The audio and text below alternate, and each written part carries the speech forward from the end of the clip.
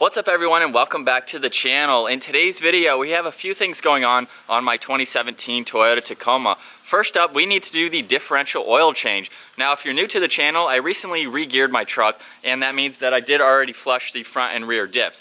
But with a four-wheel drive vehicle around 30,000 miles, you need to go ahead and do that change, and then once I hit 60,000 miles, I will do it again. I didn't really show how to do that in as much details in my re-gearing video. It's not really a hard process to do, but it's something that I need to do. I have about 600 miles or so on my re-gear, so that means that I need to go ahead and change the fluids. We'll see if there's any shavings or anything inside with the new gears, but I need to go ahead and do that. It's a fairly simple and straightforward process, but one that will keep your four-wheel drive system running smoothly. And then second, we're going to go over an update on my re-gear. I've had a lot of questions from you guys on what I think of the re-gear or how I think the re-gear has affected my truck. I'm going to start off on the rear end of the truck because this is the easier of the two to both drain and refill. And just by looking at it now, after about 500 miles, I don't see any leaks or anything, so that is always a good sign to see. Now the socket that I'm using for the drain plug, which is of course on the bottom of the diff, I have a 15/16 socket, which fits very snug. If you have a different metric size, I'm sure that will fit as well, but this is what I have, and this is what fits. Wow, that was on there pretty good. Alright, so that actually doesn't look all that bad. I don't see any metal shavings or anything like that, which is of course awesome to see. It means I broke in my gears properly, and at least they were installed correctly as well. So that is definitely awesome to see. While that is still draining, let's go ahead and show you guys what I got for this project. I ended up with getting 6 quarts. So you can see I have the full synthetic 75W90, but I ended up doing 4 full quarts for the rear and about 2 in the front. So if you're doing this project, I recommend getting 6. I had a little bit left over in my 6th one, so I definitely had plenty of oil. And so this is what I'm going with. It cost about 80 bucks, so it's really not all that expensive, especially since you're doing this every 30,000 miles or so. There we go. The easiest way to know when the truck is full on the rear is to at least look and see if you can see any oil, because it's actually pretty easy for the rear. The front, you'll see, is a little bit different, so I don't have to use any funnels or anything, and I'm just going to go ahead and start filling. Alright, when oil starts to come out like that, as you can see, it's a pretty steady stream. That means we are full. So now with the truck level, I already went ahead and put in the remainder of that oil. When I had the truck in the driveway here, there's a little bit of a decline here, so make sure you're doing this on flat ground. That way you can maximize how much oil you put in, because I was able to put in the rest of that 4th quart. So 4 is in the rear now, that is all buttoned up and set. And now I should be able to do the front right here at the edge of the driveway. And I also wanted really good lighting for you guys, so that's why I didn't want to film in the back of the truck. So in order to get to the drain plug and the fill plug up front, I have to take off the second skid plate. In order to drop this skid plate, you're going to need a 12mm socket for the 2 bolts in the back, a 13 for the 2 in the front, and then I went ahead and loosened one of the bolts from the front skid plate just to give me a little bit more room. But with all of those loosened and out of the way, I can remove this last bolt and should be able to slide this backwards. Onto the front fill plug now. I have a 10mm Allen wrench. I also have a 10mm wrench on the side of it to give me more leverage to loosen this this plug. And then I also have a little bit of an extender here just to help me. This is an awkward position, but this is what I have to work with. Oh, there we go. And that's it. That's all I have to do. I got the drain plug back in now, and I've already loosened the fill plug, which is just directly above it here. Same process and the same tool that you saw me do for the drain plug. So the reason that the front is harder is because there's no room here. We have the CV axle on one side, and then there's just, even with the front tire off, there's not a whole lot of room. So we've got Brian, who's going to fish me, where'd you go? Fish me this tube here, and I think, Brian, if we go up over the tire, we can let gravity kind of do its thing. So I have this plastic tube, and Brian's on the other side squeezing the bottle like you saw me do for the rear. And basically we are just going to monitor when the front starts to drip, just like the rear did. This should take about 2 quarts of oil. All right, so with all the hard work out of the way, just to recap on how much oil you need. For the front diff, you need about 1.5 quarts. The manual shows 1.6, and then in the rear, you need 4. And I did 1.5, 1.6 in the front, and I did 4 in the back with the truck on level ground. So as long as you have it on level ground, you'll easily be able to put in enough. And I do have a little bit extra, having bought 6 quarts. So make sure you buy 6. You'll easily be able to knock this project out. It took me, I would say, an hour and a half or 2. It wasn't really hard, but it's kind of time consuming with letting the oil drain and filling it back up and so forth. So now we are out in my Tacoma with fresh oil in the differentials. And I just want to update everyone on what my second thoughts are on the ReGear, because I've put about 700 to 800 miles on since I made my last update video. And I've had a lot of comments from all of you guys, positive and negative, but just to give you my initial thoughts on the ReGear before I ever did it to my truck, a lot of people told me, you need to ReGear your Tacoma, like when are you gonna ReGear, when are you gonna ReGear? And it was something that I always kind of, had in the back of my mind, because I had so many comments on you guys wanting to see me ReGear my Tacoma that I kind of just pushed it off a little bit. And now that I've done it, I like it. There's some things that I don't like, which I'll get into here, but I like it. I really love the fact that it doesn't hunt gears. And I've had some people tell me that it might just be my truck, but I've seen a ton of people with their 3rd gen Tacomas complaining about the truck hunting gears out on the highway. Now, it might not be every single 3rd gen Tacoma, but we have 4 years, 2016, 17, 18, 19, well, 5 years, 20, and if you include the 2020s.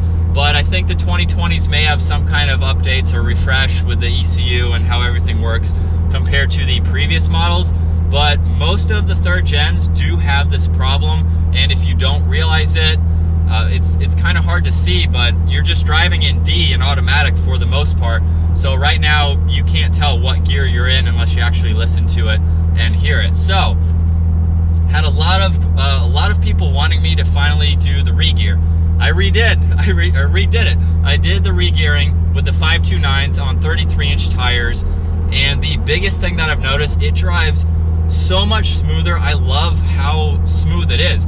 Out on the highway, 5th and 6th gear are mainly being used rather than 4th and 5th. And so I'm out on the highway, I can cruise in 6th gear at around 2300 RPM. Before I did the ReGear, 5th gear would be around 17 or 1800, and then you'd start to get into 6th gear, and then it would drop right back down to 5th gear because you weren't high enough for that overdrive 6th gear to work. So one thing that I've noticed, I've had a lot of comments on this too, is how's your MPG once you've done the ReGear? Well, with 700 or 800 miles on the truck now, I'm averaging around 17.5 to 18.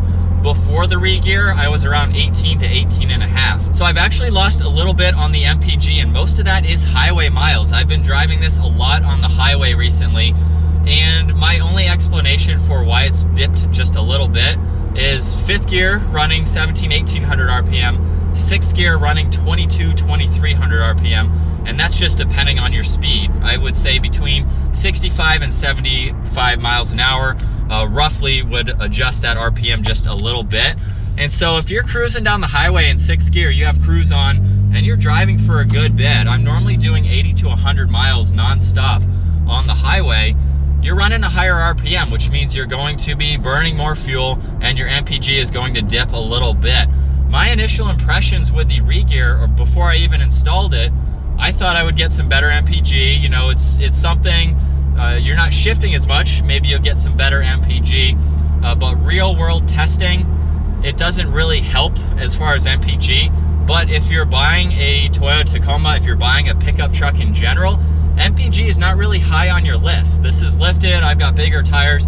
I want to go with even larger tires, which is mainly why I did the ReGear. I want the truck to be able to handle larger tires when the time comes. And so MPG to me, it's something that I kind of care about. Like I'm in a truck, I go off-roading, I tow sometimes, but you know, I go off-roading, you use a lot of gas off-roading, using 4-wheel drive and everything. But to daily drive it, it would be nice if the MPG was a little bit better or it was increased.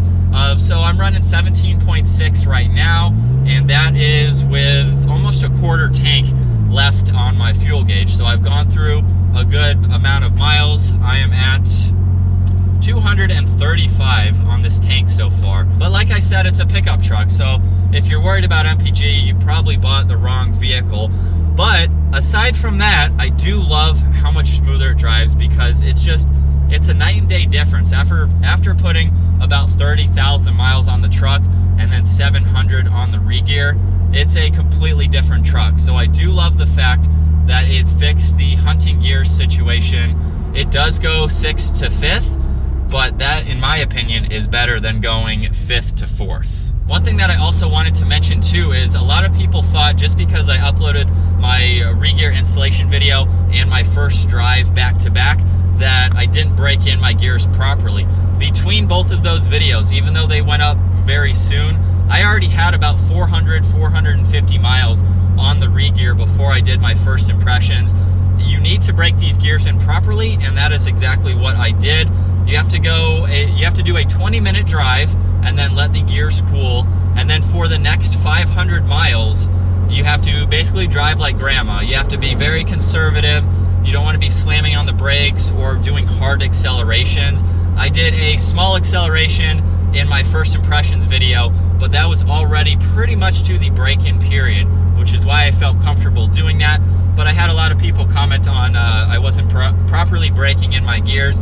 That is how you do it. That is what I did, and 700-800 miles later, everything is running smooth. The truck feels really good. I don't have any hiccups. I don't have any grinding noises. I don't have any whistling noises either coming from the gear. So I'm very impressed with how the aftermarket gears are working with most of these stock components in the differentials, which is a huge plus. So there's kind of a recap on my second impressions of doing the ReGear on my 3rd gen Tacoma. I had a ton of comments, so it made sense to do another update video. If there's anything that I missed, comment down below. I'll be sure to answer it with what I think of the truck or how I think it's performing. But for my specific truck, I think it's great if you're looking for a solution to help the hunting gears in your truck. It's definitely a good option to go with. It's not really going to help improve MPG. I will be doing my towing video soon, so hooking up the boat and towing it to see how it does. If you're going to use this as a work truck and you're going to haul some trailers, I'm really curious to see how much better it will do, especially getting around 55-60 miles an hour with a trailer. And then I still haven't done this yet, I will be going off-road to see if it helps with 4-wheel drive, if we can crawl a little bit slower, since it's a larger ratio with the 5.29s. So I still have some other videos to make on it, but as far as daily driving goes, I really like it. It's not even shifting right now. I can use cruise control. It shifted right there, going up a slight incline, and it only jumps about 200 or 300 in the RPM range downshifting versus going 500 or 600 before with the stock gears. So I am impressed with it on that side of it. I'm not impressed with the MPG, but like I said, it's not really that important to me. I do wish it would be cool if it was a little bit better or helped with that. But I think that's going to wrap it up for my second update. Be sure to subscribe, stay tuned for the off-roading and towing videos that I will hopefully be doing soon. I'm going to let the truck get to about 1,000 miles on the gears before I start towing, and then start to kind of work that in a little bit, adding the extra weight. But if you guys enjoyed today's video, give it a huge thumbs up, smash that subscribe button if you haven't already. I'll see you guys in the next video.